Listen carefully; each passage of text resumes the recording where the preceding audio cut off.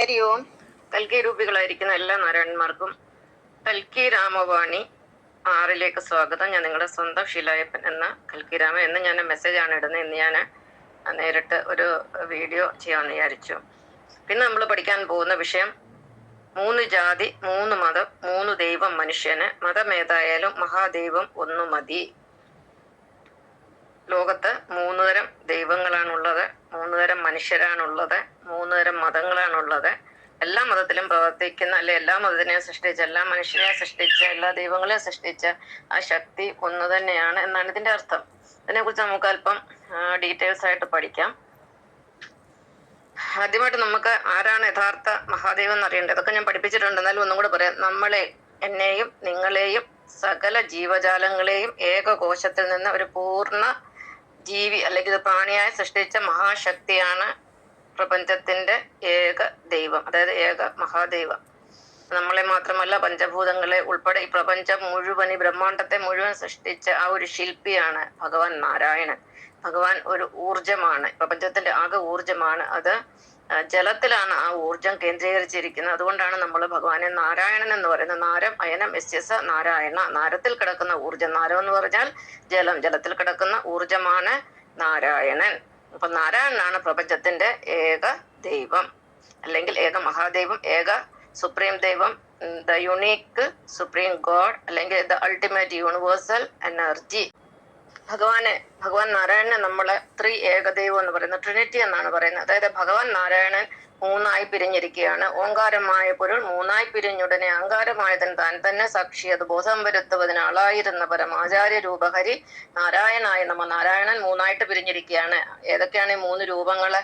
1 വിഷ്ണു, 2 ബ്രഹ്മാവ്, 3 പരമശിവൻ. നാരായണനും വിഷ്ണു ഒന്ന് തന്നെയാണ്. നാരായണന്റെ ഒരു പൂർണ്ണ രൂപമാണ് വിഷ്ണു എന്ന് പറയുന്നത്. അപ്പം ഭഗവാൻ 3ആയിട്ടിരിക്കുന്നു. ഈ 3 തരം ദൈവങ്ങളാണ് ഈ ഭൂമിയിലുള്ളത്. ഇതിനെ ചുറ്റിപ്പറ്റി നിൽക്കുന്ന ദൈവങ്ങളാണ് ബാക്കിയുള്ളത്. അല്ലെ, ഇതിന്റെ സപ്ലിമെന്റ്സ് ആണ് ബാക്കിയല്ല. അപ്പൊ ഈ ലോകത്തിൽ 3 തരം ദൈവങ്ങളാണുള്ളത്: വിഷ്ണു, ബ്രഹ്മാവ്, മഹേശ്വരന്. ഇനി നമുക്ക് ഇവരെ കുറിച്ച് ഓരോരുത്തരെ കുറിച്ചും പ്രത്യേകം പഠിക്കാം.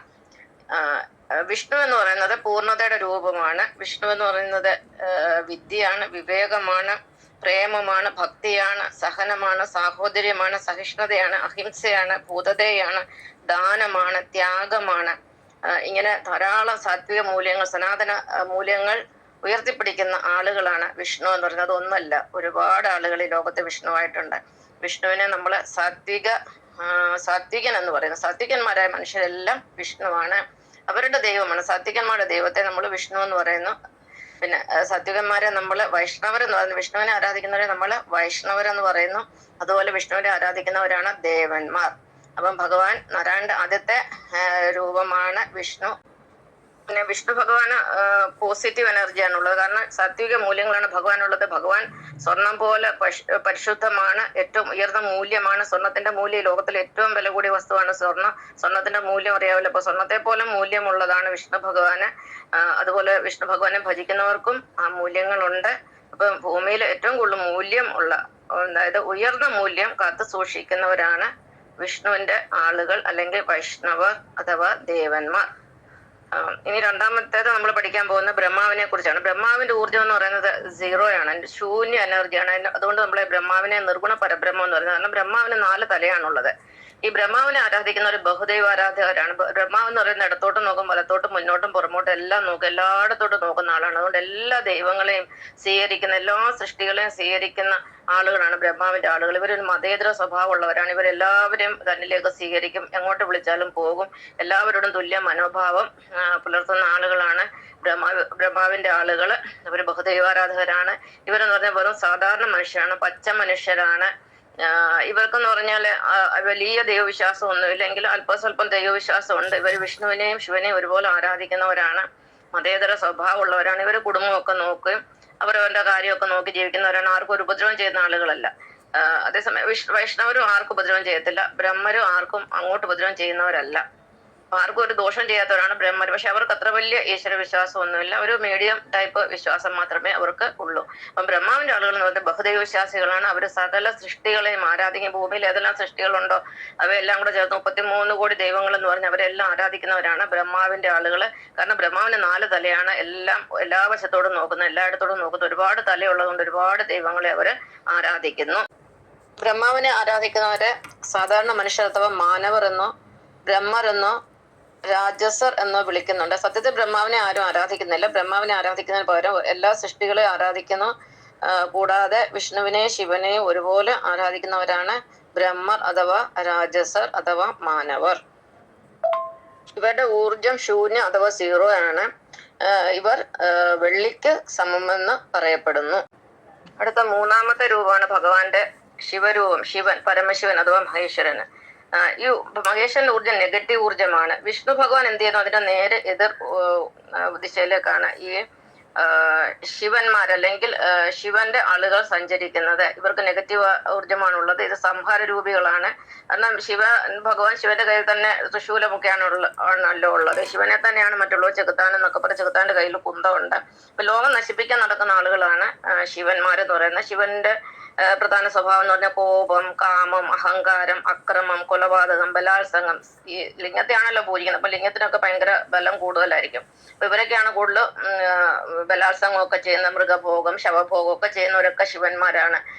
പിന്നെ എത്രയും എന്താ പറയുന്നത്, ഈ ലോകത്ത് നമ്മൾ കാണുന്ന എല്ലാ വിധ്വംസക പ്രവർത്തനങ്ങൾ നടത്തുന്ന മുഴുവനും ഈ ശിവന്റെ ആളുകളാണ്. ഭൗതികവാദികളെല്ലാം ശിവന്റെ ആളുകളാണ്. ഇപ്പൊ നമുക്ക് കേരളത്തിൽ നോക്കിക്കഴിഞ്ഞാൽ ഈ കമ്മ്യൂണിസ്റ്റുകാരൊക്കെ അവര് ഭൗതികവാദികളാണ്. അവരൊക്കെ ശിവന്മാരാണ്. അവർക്ക് ദൈവത്തിനെ അവർ വിശ്വസിക്കുന്നില്ല. അല്ലെങ്കിൽ വിശ്വസിച്ചാൽ തന്നെ ഇടത്തോട്ട് പോകുന്നവരാണ്. അവർക്ക് മൂല്യം തീരെയില്ല. എന്തുതരം വൃത്തികേടുകൾ അവർ കാണിക്കും.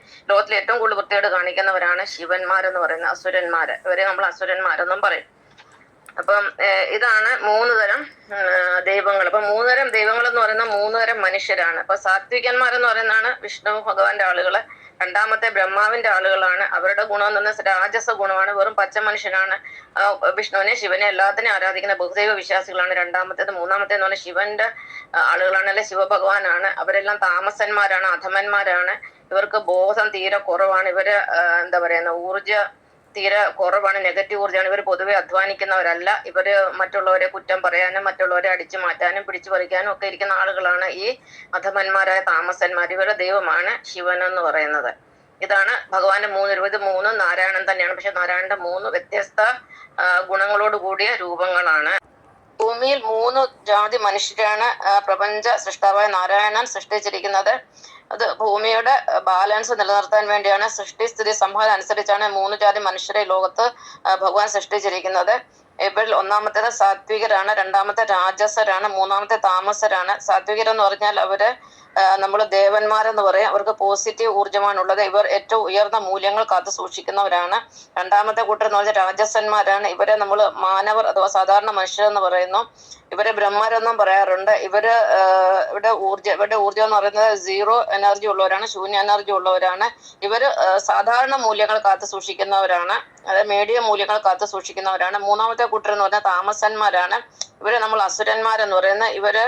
ഇവരുടെ ഊർജ്ജം നെഗറ്റീവാണ്. ഇവർ ഏറ്റവും താമസമായ, ഏറ്റവും അധർമ്മമായ, ഏറ്റവും താണ മൂല്യങ്ങൾ കാത്തു സൂക്ഷിക്കുന്നവരാണ്. അപ്പൊ ഇതാണ് 3 ജാതി മനുഷ്യർ. അടുത്തത് നമ്മൾ പഠിക്കാൻ പോകുന്നത് ഈ 3 തരം സ്വഭാവക്കാർക്കും അല്ലെങ്കിൽ 3 തരം മനുഷ്യർക്കും 3 ദൈവങ്ങളുണ്ട്. നേരത്തെ പറഞ്ഞു, സാത്വികന്മാരുടെ ദൈവമാണ് വിഷ്ണു, താമസന്മാരുടെ ദൈവമാണ് ശിവൻ, രാജസന്മാരുടെ ദൈവമാണ് ബ്രഹ്മാവ്. ഇനിയും ഇവർക്ക് 3 പേർക്കും പ്രത്യേക മതമുണ്ട്. അതിൽ ഒന്നാമത്തെ എന്ന് പറയുന്നത് വിഷ്ണു ഭഗവാനെ സൃഷ്ടാവ് അല്ലെങ്കിൽ പിതാവായി കണ്ട് ആരാധിക്കുന്നവരുടെ മതമാണ് വൈഷ്ണവ മതം. ഇന്ന് ലോകത്തിലെ വൈഷ്ണവ മതം എന്ന് പറയുന്നത് ക്രിസ്തു മതമാണ്. ഇവർക്ക് ഒരൊറ്റ ദൈവമേ ഉള്ളൂ. കാരണം വിഷ്ണു ഭഗവാനാണ് അവരുടെ ദൈവം. അപ്പൊ യേശുക്രിസ്തു എന്ന് പറയുന്ന വിഷ്ണു ഭഗവാനാണ്. വിഷ്ണു ഭഗവാനെ ആരാധിക്കുന്നവർക്ക് വേറൊരു ഭഗവാന്റെ ആവശ്യമില്ല. ഒരൊറ്റ ദൈവത്തെ ആരാധിച്ചു കഴിഞ്ഞാല് പിന്നെ 3 ലോകങ്ങളിലും എന്തെല്ലാം സുഖങ്ങളുണ്ട് അവർക്ക് അതെല്ലാം കിട്ടും. സ്വർഗപ്രാപ്തിയും ഉറപ്പാണ്. ദേവന്മാരാണ് അവർക്ക് സ്വർഗപ്രാപ്തി ഉറപ്പാണ്. അപ്പം ഏറ്റവും ശ്രേഷ്ഠമായ മതവും ക്രിസ്തു മതം തന്നെയാണ്. കാരണം ഇന്ന് ലോകത്ത് ആരോഗ്യ, വിദ്യാഭ്യാസ, സേവന രംഗങ്ങളിലെല്ലാം ഏറ്റവും കൂടുതൽ സംഭാവന ചെയ്തത് ക്രിസ്തു മതക്കാരാണ്. വിദ്യാഭ്യാസ രംഗങ്ങളിൽ മാറ്റങ്ങളൊക്കെ കൊണ്ടുവന്ന ക്രിസ്തു മതമാണ്. അതുപോലെ തന്നെ ശാസ്ത്ര സാങ്കേതിക വിദ്യകളിലൊക്കെ അല്ലെങ്കിൽ ഈ രംഗത്തൊക്കെ ഒരുപാട് നേട്ടങ്ങൾ കണ്ടുപിടുത്തങ്ങളൊക്കെ നടത്തിയിരിക്കുന്ന ക്രിസ്ത്യാനികളും പിന്നെ അതുപോലെ ജൂതന്മാരുണ്ട്. ജൂതന്മാരും സാത്വികന്മാരെന്ന് പറയാൻ പറ്റത്തില്ല, പക്ഷെ അവര് നല്ല ബുദ്ധിശക്തിയിൽ മുന്നിൽ നിൽക്കുന്നവരാണ്.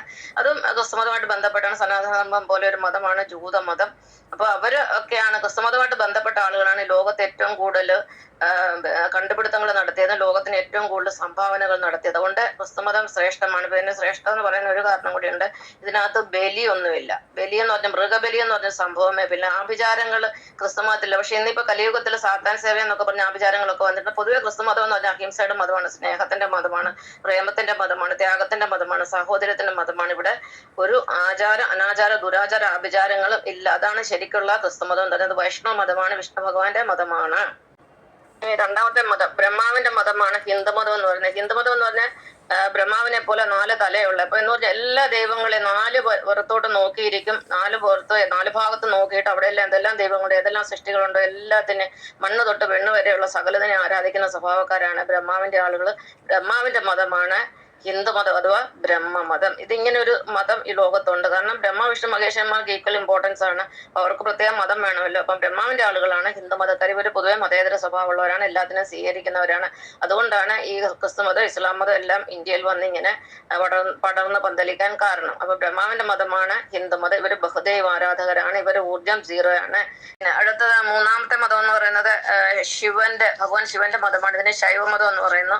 അസുര മതം എന്ന് പറയുന്നത്, ഈ മതം എന്ന് പറയുന്നത് 0ക്കും താഴെ നെഗറ്റീവ് കിടക്കുന്ന ഒരു മതമാണ്, അധമന്മാരുടെ മതമാണ്. ഇന്ത്യയിൽ ഇവരെ അവർണരെന്ന് പറയും. കാരണം ഇവർക്ക് ബോധതൽ ഇവിടെ ഏറ്റവും കൂടുതൽ കിടക്കുകയാണ്. അവരുടെ ആത്മീയ ബോധതൽ അവർക്ക് തീരെയില്ല, ആത്മീയ ബുദ്ധി അവർക്കില്ല. ഭൗതികമായ ബുദ്ധിയുണ്ട്, അവർ പ്രബുദ്ധരാണ്. ഈ പ്രബുദ്ധരായിട്ടെന്ന് പറയുന്നവരെല്ലാം ആത്മീയ ബോധതലം 0യിൽ താഴെ കിടക്കുന്നവരാണ്. അപ്പൊ ഇവര് അസുരമതക്കാരെന്ന് പറയും. പ്രത്യേകിച്ച് ഇസ്ലാം മതമാണ് ഭഗവാൻ ശിവന്റെ യഥാർത്ഥ മതം, ഇസ്ലാം മതമാണ്. കൂടാതെ കമ്മ്യൂണിസം എന്ന് പറയുന്നത്, കാറൽ മാർക്സ് എന്ന് പറയുന്നത് ഒക്കെ കാലനേമിയൊക്കെ ആയിരുന്നു. ആ കാലനേമി എന്ന അസുരന്റെ ഒക്കെ പുനർജന്മമായിട്ട് വന്നതാണ്. അവരും കൊലയും അക്രമങ്ങളും പിന്നെ പിടിച്ചുപറിയും അടിച്ചുമാറ്റലും ഒക്കെ നമ്പർ 1 ആണ്. ഇവരെല്ലാം ഭൗതികവാദികളാണ്. കമ്മ്യൂണിസ്റ്റുകാരൊക്കെ ശിവന്മാരാണ്. ഇവരുടെ മതം ശിവന്റെ മതമാണ്.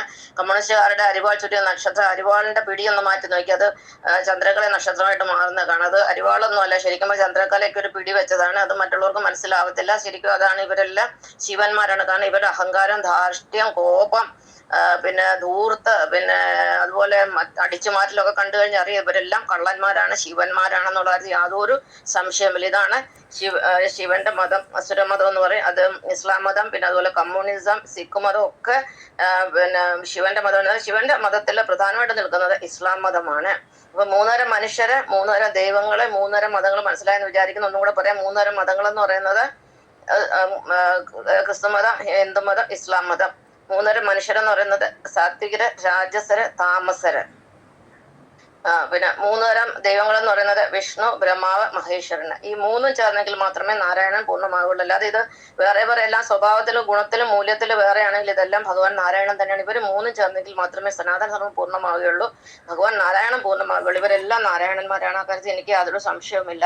പക്ഷെ ഇവരെല്ലാം പല രൂപത്തിലും ഭാവത്തിലും കാണപ്പെടുന്നെങ്കിൽ ഇവരിലെല്ലാം പ്രവർത്തിക്കുന്ന ഊർജ്ജം, എല്ലാവരെയും സൃഷ്ടിച്ചത് ഭഗവാൻ നാരായണനാണ്. എല്ലാവരെയും നിലനിർത്തിയിരിക്കുന്ന ഭഗവാൻ നാരായണനാണ്. ഇനി നമ്മൾ ജീവിക്കാൻ, നമ്മളിനി മരിക്കാൻ പോകുന്നതും ഭഗവാൻ നാരായണനിൽ കൂടിയാണ്. നാരായണൻ മാത്രമാണ് എല്ലാവരിലും അടങ്ങിയിരിക്കുന്ന ഊർജ്ജം. ഭഗവാൻ മാത്രമാണ് ഏക സുപ്രീം. ഇതാണ് ഇന്നത്തെ പാഠം. നന്ദി, നമസ്കാരം.